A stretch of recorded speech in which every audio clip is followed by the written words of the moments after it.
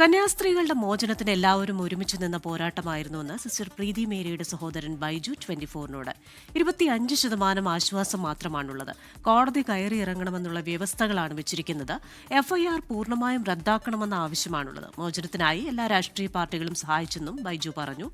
YS Abhinand തയ്യാറാക്കിയ റിപ്പോർട്ടിലേക്ക്. Sister പ്രീതി മേരിയുടെ സഹോദരൻ ബൈജു ആണ് ഇപ്പോൾ 24-നോടൊപ്പം ചേർന്ന് അദ്ദേഹം നെടുമ്പാശ്ശേരി വിമാനത്താവളത്തിൽ എത്തിയിരിക്കുകയാണ്.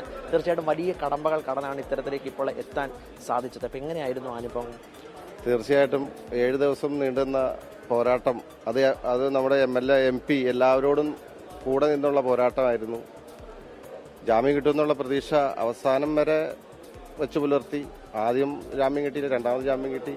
പക്ഷേ എന്നാലും ഇതൊരു 25% ഒരു സന്തോഷം വരുന്നുള്ളൂ. കാരണം സിസ്റ്ററിന്റെ മേൽ NIA കോടതിയിലാണ് കേസ് രജിസ്റ്റർ ചെയ്തിരിക്കുന്നത്. അത് രണ്ടാഴ്ചക്കുള്ളിൽ ഒരിക്കൽ പോയി ഒപ്പിടണം. പിന്നെ ഈ പാവ കന്യാസ്ത്രീകൾ ഈ കോടതി വരാന്തിയും സ്റ്റേഷനും കയറി ഇറങ്ങണം ചെയ്യാത്ത കുറ്റത്തിന്. അതൊക്കെ വളരെ ആ കേസ് FIR റദ്ദാക്കണം. ഈ കള്ളക്കേസാണിത്. FIR റദ്ദാക്കണം എന്നാണ് ഞങ്ങളുടെ ആവശ്യം. ആദ്യഘട്ടത്തിൽ ജാമ്യം നിഷേധിക്കുന്നു. താൽക്കാലികമായാണ് ജാമ്യം അനുവദിച്ചിരിക്കുന്നത്. NIA കോടതി കർശന ഉപാധികൾ പറഞ്ഞു. ഉപാധികൾ ഇപ്പോൾ കേട്ടുമ്പോൾ തന്നെ നമുക്ക് പലതരത്തിലുള്ള ആശങ്കകൾ ഇപ്പോഴും ഉണ്ട്. അപ്പോൾ അതിനെയൊക്കെ എങ്ങനെയാണ് നോക്കിക്കാണുന്നത്? അല്ല, തീർച്ചയായിട്ടും മാധ്യമങ്ങളെ കാണാൻ പാടില്ല, പാസ്പോർട്ട് അവിടെ വയ്ക്കണം, പിന്നെ ഒരുപാട് നിബന്ധനകളൊക്കെ വെച്ചിട്ടുണ്ട്. പക്ഷെ അതൊക്കെ നമ്മൾ സമ്മതിച്ചുകൊണ്ടാണ് ജാമ്യം. നമുക്ക് സിസ്റ്ററിനെ എത്രയും വേഗം പുറത്തിറക്കുക എന്നുള്ള ലക്ഷ്യമാണ് നമുക്കുണ്ടായത്. പോയി കാണുമ്പോൾ സ്വാഭാവികമായിട്ട് ഇവിടുന്ന് ചേട്ടാ തന്നെ നേരത്തെ നമ്മൾ പ്രതികരിക്കുമ്പോൾ തന്നെ വലിയ വൈകാരികമായൊക്കെ പ്രതികരിച്ചിട്ടുണ്ടായിരുന്നു. അപ്പോൾ ജയിലിലെത്തിയ സമയത്തും അത്തരത്തിലുള്ള തിക്താനുഭവങ്ങൾ ഉണ്ടായിരുന്നു. ആദ്യത്തെ 2-3 പ്രാവശ്യമൊക്കെ ചെല്ലുമ്പോൾ ഭയങ്കര സങ്കടമായിരുന്നു. പിന്നെ ഞങ്ങൾ ഓരോ ദിവസം ചെല്ലുന്തോറും നമ്മൾ നിരന്തരം കണ്ടുകൊണ്ടിരിക്കുമ്പോൾ ആ മാനസിക സംഘർഷം ഇല്ലാത്തതുകൊണ്ട് ഞങ്ങളോട് നല്ല രീതിയിൽ സംസാരിക്കുകയും നല്ല രീതിയിൽ ഞങ്ങളെ ആ വിഷമം മറക്കാൻ സഹായിച്ചു ഞങ്ങൾ എല്ലാ ദിവസവും ചെന്നതുകൊണ്ട്.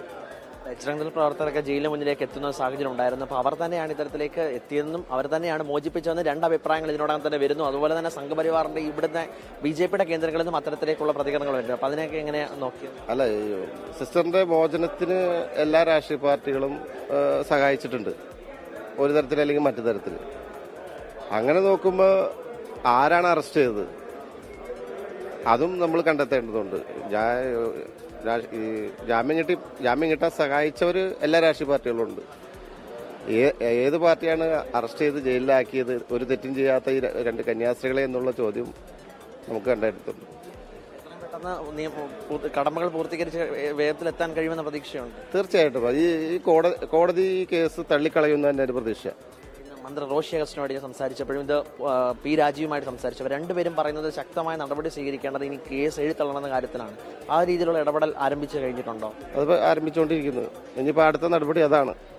ഓക്കെ, എന്തായാലും ബൈജു അത് തന്നെയാണ് വ്യക്തമാക്കുന്നത്. കൃത്യം ഇനി ഒരുപാട് കടമകൾ പൂർത്തീകരിക്കാൻ കഴിയും. കേസ് തള്ളിക്കളയുന്നതുമായി ബന്ധപ്പെട്ടുള്ള നടപടികൾ ആരംഭിച്ചിട്ടുണ്ടെന്നും ബൈജു 24-നോട് വ്യക്തമാക്കിയിരിക്കുകയാണ്. കൊച്ചിയിൽ നിന്നും മാഹിൻ ജാഫറിനൊപ്പം YS അഭിനന്ദ്, 24.